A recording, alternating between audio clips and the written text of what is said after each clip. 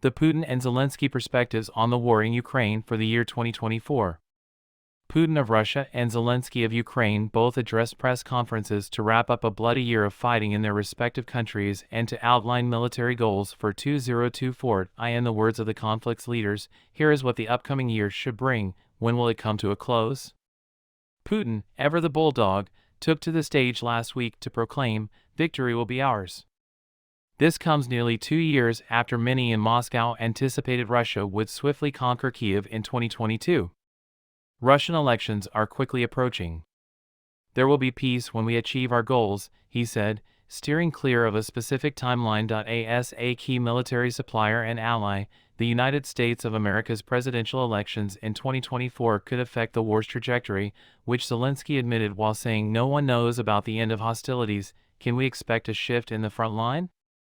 Both sides have failed to make substantial progress this year, and experts believe that Russia and Ukraine do not currently have the means to launch a significant offensive. However, according to observers, Russian forces were making progress towards Avdiivka, an industrial hub in the east that has been devastated by the conflict, and Putin lauded them for improving their positions across the majority of the front.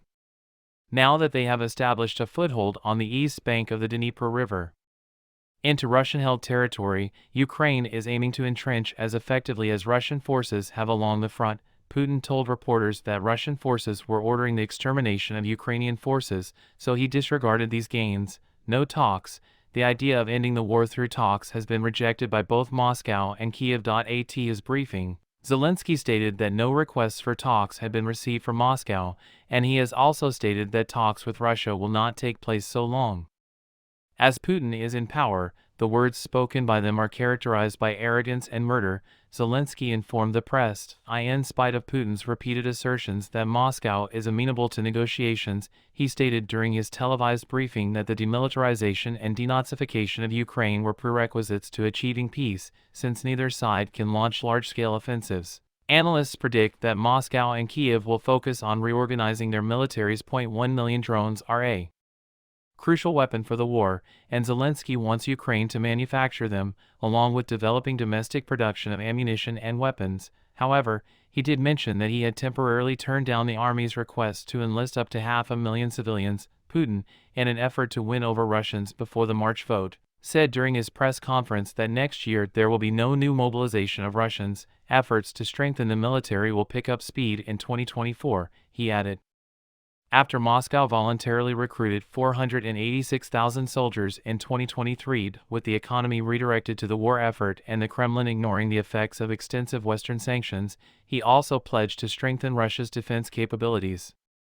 Both Zelensky and Putin had little good news to share with allies and tired citizens at home after a costly year in which neither side achieved substantial territorial gains. Zelensky proclaimed a big victory for the Ukrainian military on the Black Sea, where they had successfully attacked Russian warships and protected trade routes. Additionally, a huge EU flag served as the backdrop for his press conference, which he held following the bloc's decision earlier this month to officially begin membership negotiations with Kiev. Brussels and Washington are still divided over whether or not to provide billions of euros in additional aid to Kiev, so that triumph was mostly symbolic.